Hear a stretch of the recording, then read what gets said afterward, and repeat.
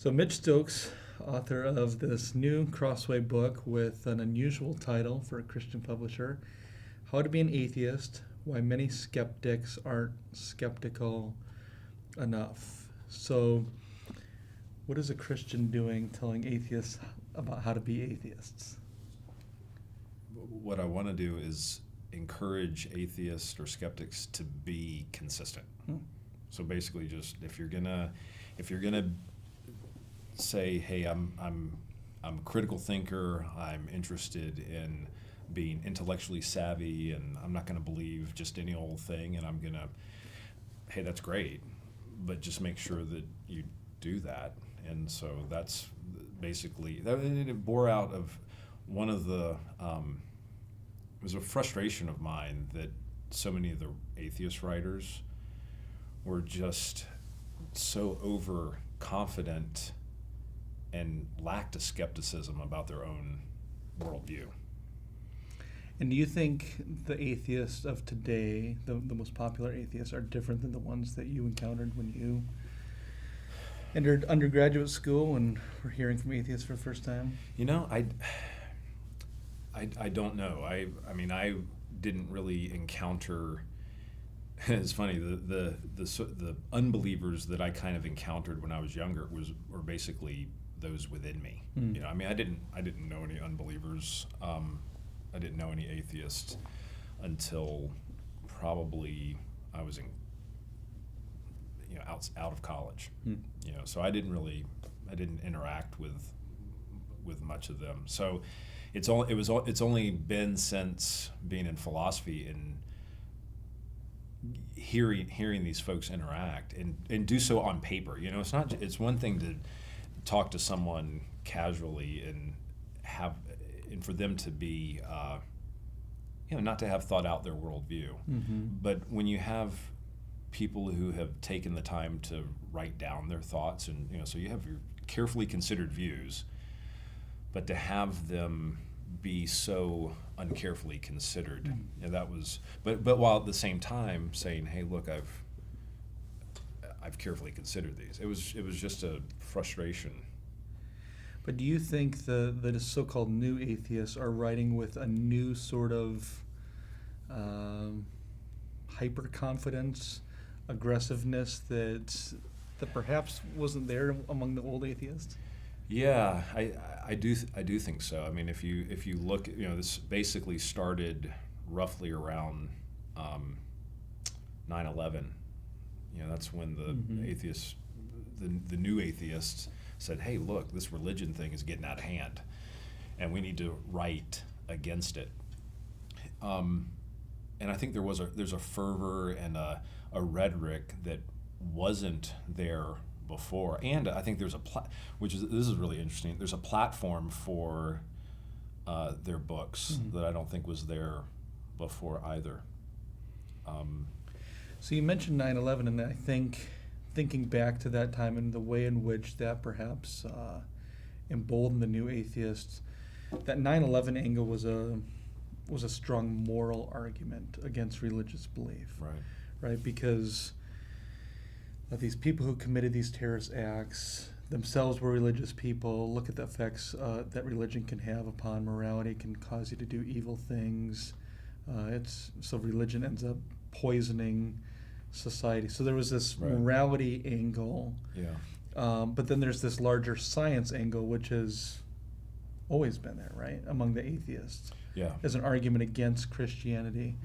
So I'd love to get to a little bit of your own personal background, how you came to these things, but maybe just stick on that train of thought for a minute.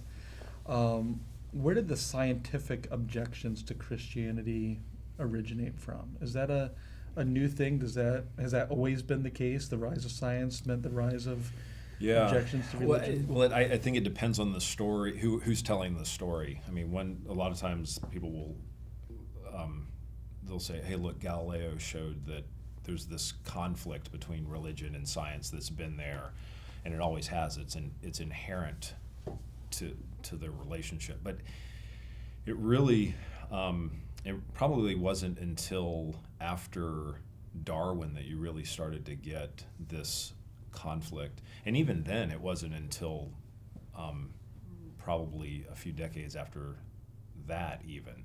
When you have, let's say, Newton in the 1700s. So you have this Enlightenment fervor, this enthusiasm for science that was rightly so. I mean, Newton did an amazing thing, but you would think that, okay, well, that's instantly people are going to be saying, see, Newton showed that there's no God, or that look at Newton's work, that's evidence against God's existence. And it really wasn't like that at all. So there's no real inherent conflict. I think when it comes to the evolution aspect, it's not so much a conflict between theism and science, but more maybe specific versions of theism, like Christianity and the different interpretations of Scripture. Okay, so I want to keep talking a little bit about religion and science, but let's have a little interlude of Sure. People watching this probably haven't met you. Maybe they haven't read your previous books. They don't probably know you've written a book on Galileo, written a book on Newton, written a book on doubt. But just walk us through your own story a little bit. Grew up in a Christian home? I didn't. Mm-hmm. I mean, well, we went to church, Yep. but I wouldn't say I knew I didn't know the gospel. I don't remember hearing the gospel until much later. But it wasn't but I didn't grow up being, I would say I believed in God. Yep.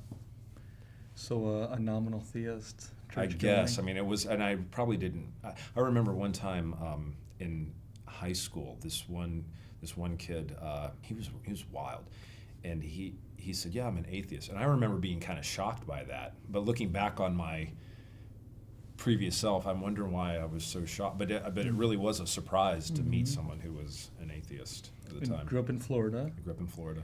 Went to undergrad in Florida. Mm-hmm. So what did you study in college?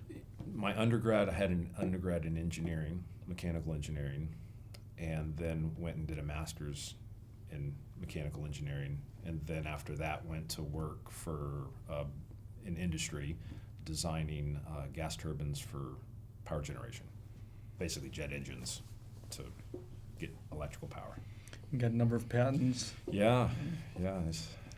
So a working scientist, but didn't stay in the math and science field. Right.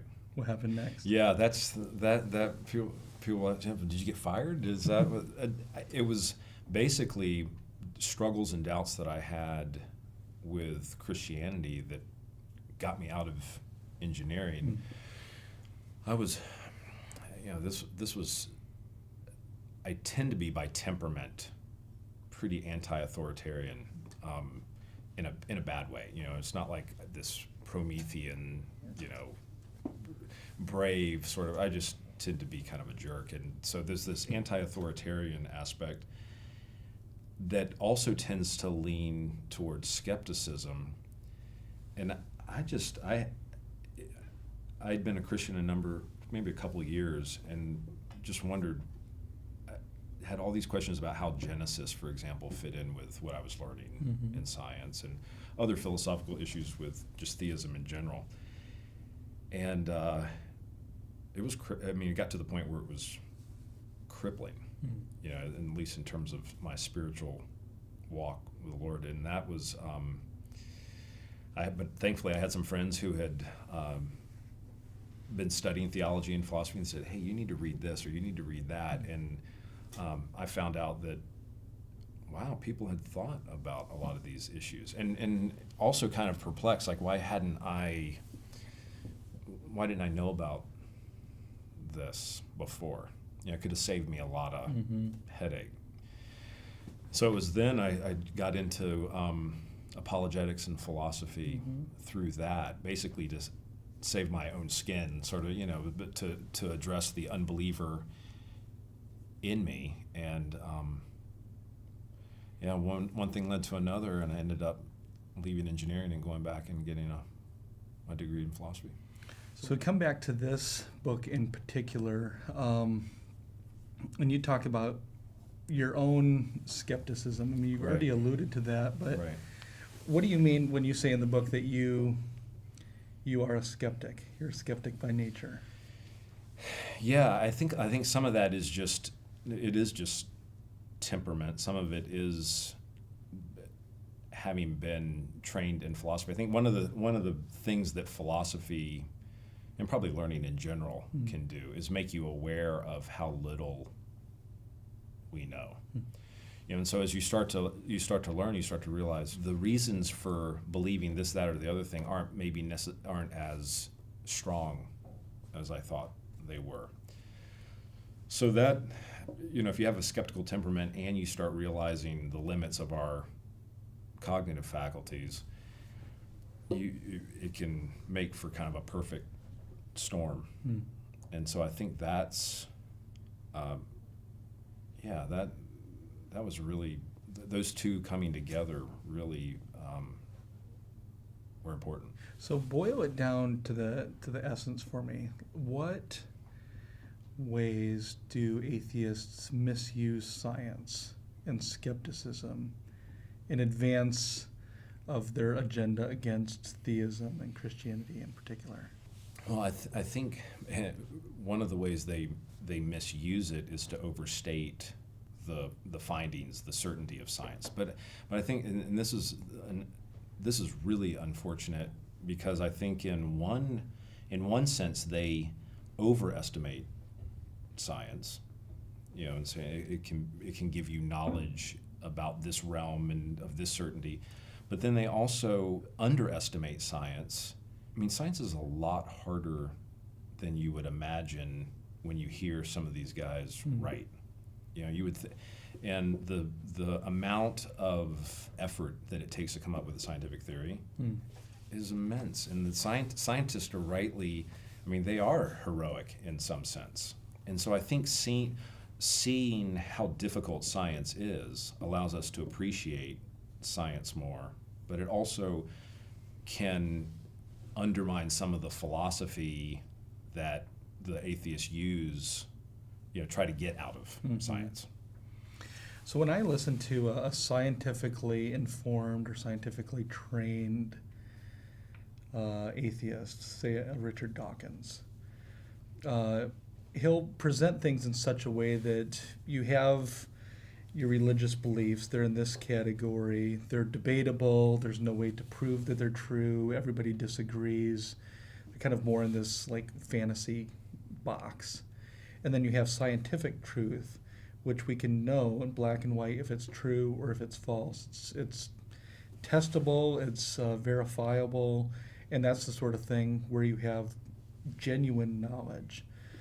And so you have Christians who may not have a strong science background, who feel intimidated to respond to that sort of thing. And I think hopefully they'll pick up your book, which will equip them to address some of those issues. But make it practical for us. In what ways is somebody like Dawkins wrong about the black and white nature of science?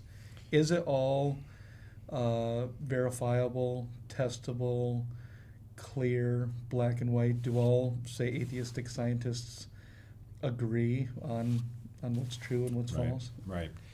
Yeah, it's definitely the lack of nuance that someone like Dawkins has when it comes, at least how he presents science. It's a lot more cut and dry. But take a concrete example.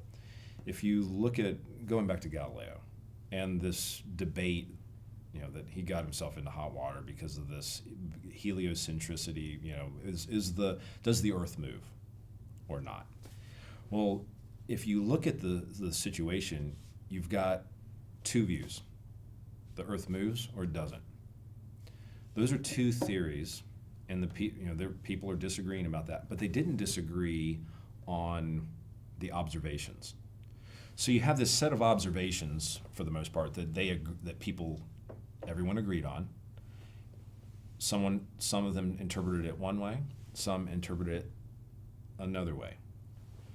Well, what made it certainly wasn't a matter of pure reason or observation that caused one side to choose one over the other. What was it? Well, it was a lot of other factors going into it. It was a lot more complex. In fact, given that single set of data, there are multiple, actually there were three views, more than just two, but there are, in theory, multiple maybe an infinite number of views. And this has happened time and time and time again in the history of science. Okay, where you have this set of data and you're trying to choose between these views. And it's not a matter of just reason or observation. It's a matter of all kinds of other things coming into play. So I think it almost seems to me just an entire lack of appreciation of forming scientific theories that could lead you to think, oh yeah, no, science has totally shown us this. I mean, there are some things that maybe has shown us, and then some things that hasn't. And that's another thing that's I think is really, really critical. What you'll find is, and I think Christians do this as well, there's this one ditch or the other. So you have this uber optimism about science, where it's like, science is verifiable and it showed us this, that, and the other thing, we're done. And then you have the reactionary view, and Christians will tend to do this, yeah, no, because a scientist said it, it's got to be false. And it's like neither one of those are responsible or true remotely. And so you sometimes have to, it's kind of like having the wheat and the tare. I mean, there's truths and falsehoods mixed in with science, like there is with anything else, and you've got to figure out how to choose the truths.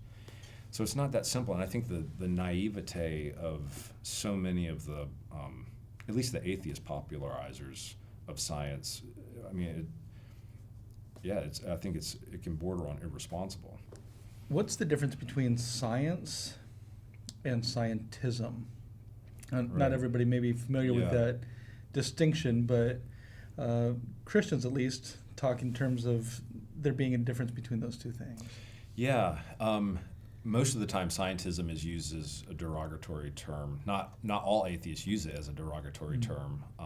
Someone like Alexander Rosenberg would say, no, I'm scientistic, in that science is that's the only way to genuine knowledge. I mean, that's a simplistic version of it, but it's this, rather than just appreciating science and knowing that it can get to the truth in some things and not to others, there's this optimism about, well, it's almost like a provincialism. I mean, they wouldn't say that, but I would say it's this scientific provincialism where the realm of knowledge is shrunk to fit the realm of science. And so, if my net can't catch it, it's not a fish. And so I think that's how I would characterize scientism. And I think it's really a I don't want to say fanaticism, but I do think it's very. You want to say it's irrational? I can say it can border on irrational. I mean, I think there's just how about this? It's certainly not taking our intellectual limitations into account and appreciating what science actually does and what it can't do. Yeah, that's well put. So we talked earlier about a couple different things. One, that the atheists have this sort of two-pronged attack upon Christianity. One built upon science, one built upon morality. Right. That we're supposedly moral people, but we believe in an immoral God and end up doing immoral things, and we don't take science seriously. And then this category of scientism, that the only truth is scientific truth. How does morality then fit into the typical atheistic worldview? Well, I think if you're going to, so let's say you think that science, the realm of science encompasses all there is. Okay, fair enough. Let's go for that. Let's run with it. What does science say about morality? What can you observe? So let's say when it comes to science, seeing is believing. All right, you want to be able to see it. Well, if you even all the way back as far as Hume realized that, look, it's one thing to see that someone is killed. It's another thing to see that person was murdered and that's wrong. You don't ever see the wrongness of any act. Yeah, going all the way back to Hume at least, if you take science seriously and you take the seeing as believing kind of stance towards knowledge, I mean, Hume showed that you never actually see that an action is wrong. You can see that someone was murdered, but whether or not murder is wrong, you just never observe that. And so Hume said, you know what, about the only thing that you can see is that kind of gut feeling, that sentiment that it's wrong. Like, ugh. You know, and it generally boiled down to a feeling, what he called sentiments.